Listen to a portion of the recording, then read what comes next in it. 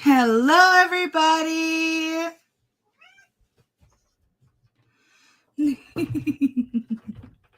Hello, Princess Ava. All right, the next matter is Jeff Hodges versus Megan Sheldon. It's file 25-40686-GC. Who do we have present for this case? Jeff Hodges. Good afternoon, Your Honor. Matthew Kassar, P83663, here on behalf of the defendant, Megan Sheldon. All right, thank you very much. And do we have, who's ready? Anybody here for Jeff Hodges? Yes, I'm here. All right, I do see you now, Mr. Hodges. Thank you very much. This is a motion for summary disposition filed by the defense. I'm going to give each side an opportunity to tell me why they believe that their side should win. Counsel, go ahead. Your Honor, just so I can clarify, I think today, I'm happy to go forward. We did file, Ms. Sheldon filed a motion for summary disposition. It is set for hearing July 14th. Just to comply with the court rules, the 21 days. This was the date and time set for a pre-trial. Again, happy to go forward with arguing the motion for summary disposition, but per the court rules, we had to set the hearing out 21 days. I see that now. Thank you for bringing that to my attention. Mr. Hodges, did you understand what he just said? I don't know the procedure. The procedure is if they file a motion such as he's filed called a motion for summary disposition, that is a motion that says we win by virtue of what the law says, they have to give you 21 days to respond to that. And that would be on July 14th. It's already set for a hearing then. So 2 weeks from now. However, if you want to, you could allow that to be heard today and we would just cancel the hearing on July the 14th. If not, we'll probably just come back on July the 14th and we'll argue it then. What would you like to do, today or on July 14th? I prefer to see what can be solved or not solved today. Okay, so you want to go forward today and, Yes. and not have the hearing on the 14th, is that correct? Yes. Okay, all right. So I'm going to give both of you again an opportunity to argue your sides and to put out whatever information you want me to have. So counsel, this is your opportunity. Go ahead. Yeah, thank you, Your Honor. This is, I trust that the court received the briefs and the motion. This is one of several actions filed by Mr. Hodges in the wake of his termination as a contract worker, ultimately for the end client Wade Trim Inc., which is a professional engineering firm. Mr. Hodges filed several actions that we believe are frivolous. This is one against Mrs. Sheldon, who was a remote supervisor of Mr. Hodges during his 3 or so weeks as a contract worker. Mr. Hodges was terminated for performance purposes, performance concerns. He was an at-will employee. He was actually terminated from it's called Act Talent, which is a staffing agency that Wade Trim uses to staff some of its engineering projects. This was filed initially as a small claims matter. There's a short affidavit with half a paragraph or so of allegations that are vague, conclusory, do not state a cause of action, and do not state any facts that would support any cause of action under Michigan law. So Ms. Sheldon moves under MCR 2.116C8 and 10. Mr. Hodges' claim, if there is a claim, if there is a cause of action, fails as a matter of law for all these reasons. There's an affidavit from Ms. Sheldon in support of the motion for summary disposition.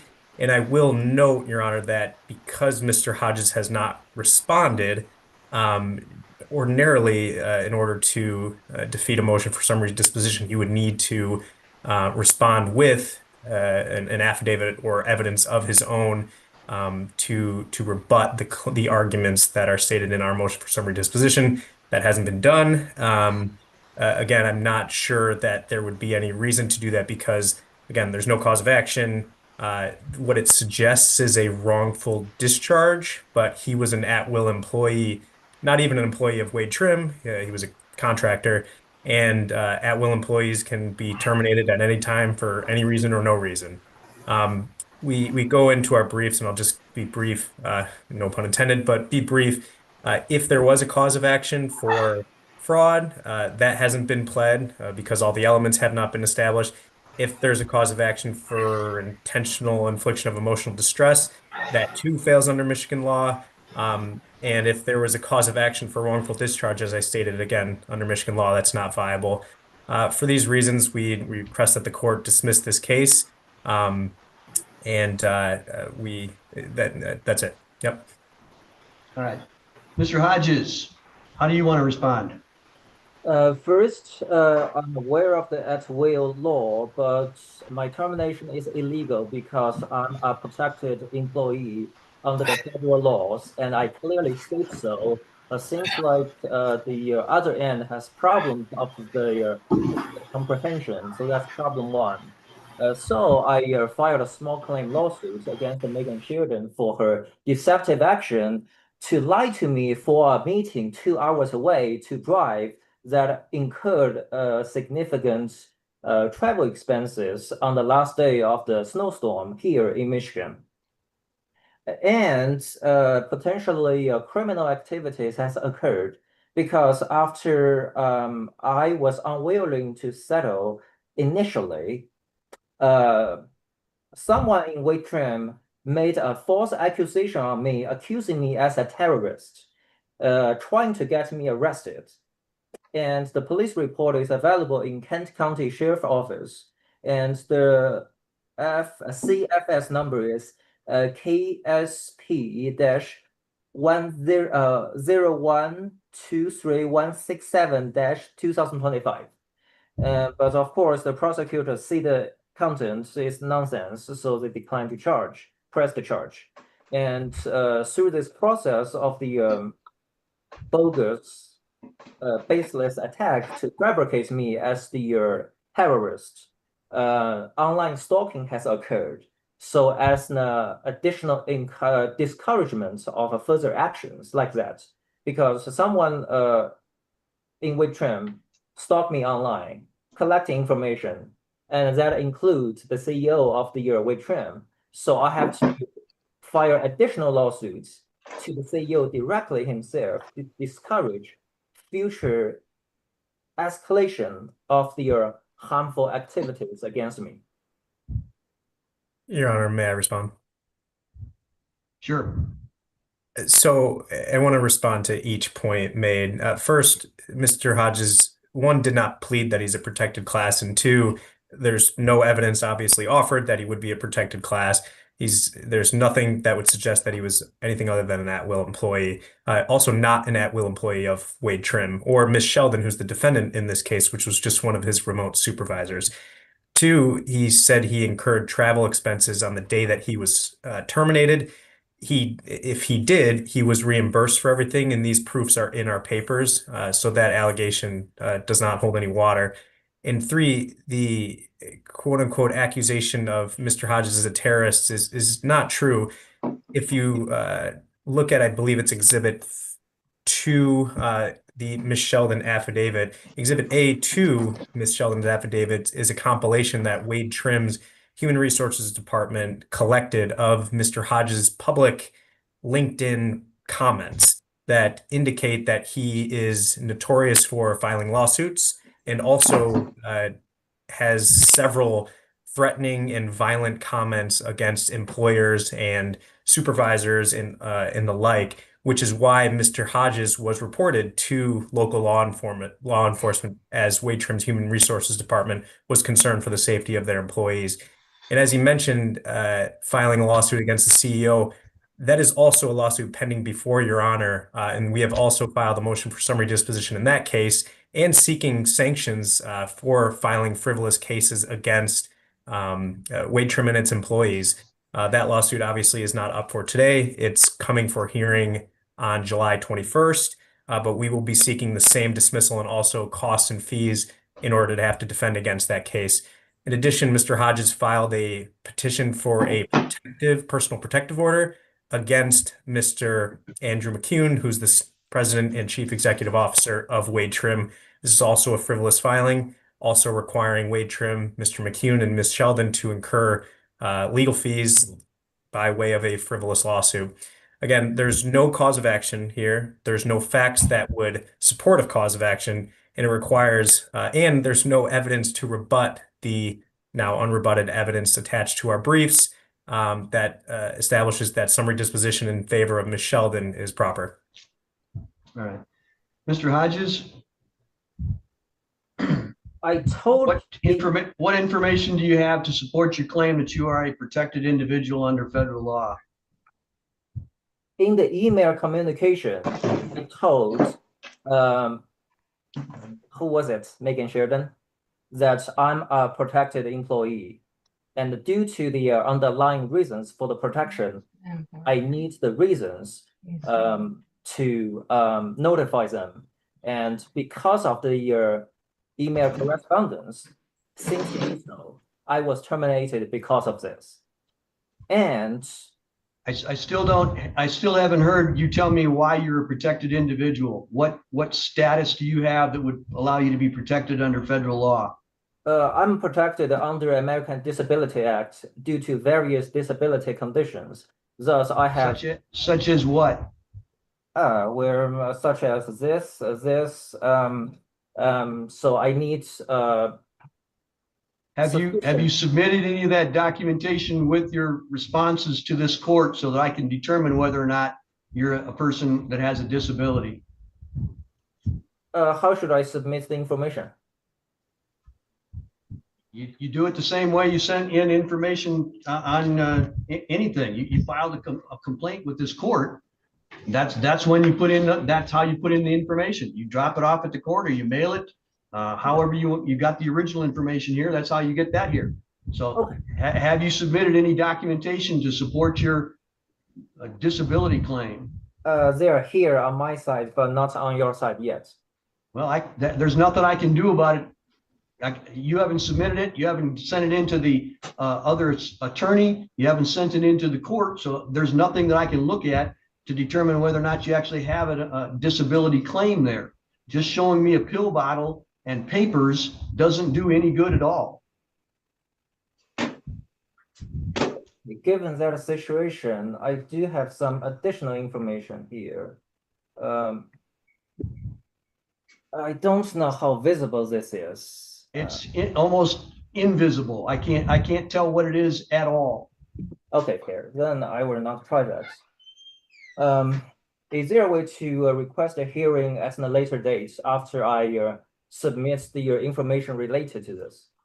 Well, tell me what that information is going to be, and I'll make a decision about that. So what is your claim for disability? Because I informed them that I have underlying disability falling under ADA.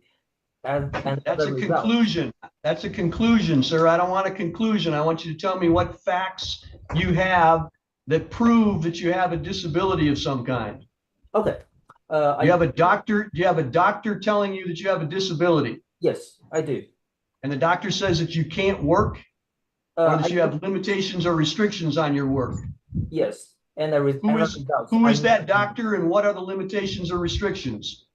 I need accommodations in the hours so I can attend to the necessary medical appointments I need.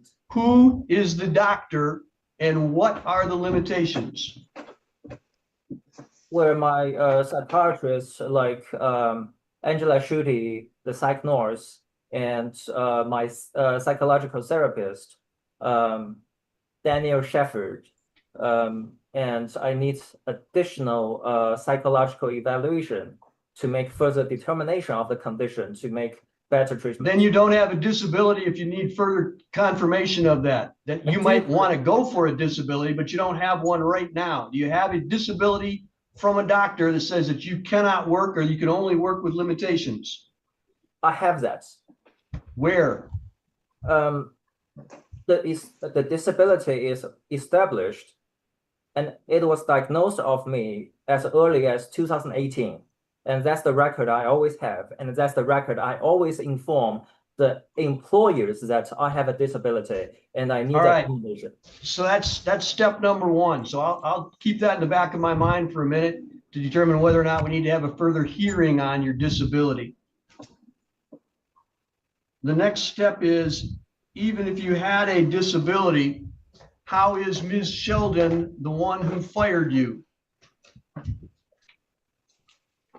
Where I told her I have a disability and I have to let everyone know I have a disability so the hours can be accommodated. And upon telling her so, I was terminated as a result. Who were you working for? I was working for Waitrem. The defense has said that you were working for a temporary firm by the name of, was it Activent? Yeah, where I was working for Waitrem through firm, yes. You might have been working at a Wade Trim job site, Yes. but what evidence did you have to prove that you were working for Wade Trim? Where the payroll comes from the firm that is excellent, but I reported directly to Megan Sheridan. I'm not asking who you report to. I'm asking who hired you. Excellent. Ms. Sheldon worked for Actilent? I don't know who she works for. Probably with Trim or wherever the payroll comes from her. Well, the defense has said that she works for Wade Trim and not Actilent. So if you work for Actilent, why should you be suing Ms. Sheldon? Because Mr. Sheridan is the one conducted deceptive actions on me and terminated me. She didn't terminate you if she didn't employ you. Then I don't know how that works. I'm sorry that you don't, but all I can tell you is you can't sue somebody for doing something that they can't do. If Ms. Sheldon is not your employer, she can't fire you. Your employer fired you. Your employer right now is Actilent, as far as I can tell. Then they never fired me. They did not say they fired me. They just want to stay away from this problem, and they told me they didn't do anything until it gets pretty chaotic. Then what's the problem? Why should I have a lawsuit against Ms. Sheldon if you were simply told to stay away? You're employed by Actilent. They can tell you to go wherever you want. They want you to go, can't they? No, so that's why I received the COBRA letter, so that shows that the termination of the employment. Then because Megan Sheldon did the decision of termination, so how can Megan Sheldon make a decision to terminate you if she doesn't work for Actilent? I don't know. The termination decision comes from her in my perception. Your perception doesn't mean a thing right now if she doesn't work for Actilent. You've told me that you were employed by Actilent. The defense tells me that she's employed by Wade Trim. You don't have any, do you have any evidence to dispute that? I don't. Okay, then based on that information, then it really doesn't matter whether you've got a disability or not. Your lawsuits against Megan Sheldon, there's nothing that she did or could have done that would be viable in a lawsuit if it's a termination of employment process. That's all through Actilent. You're going to have to sue Actilent. Megan Sheldon's got nothing to do that. Counsel, did you submit a proposed order in this case yet? Oh, we did not, Your Honor. We can submit one today, though. All right.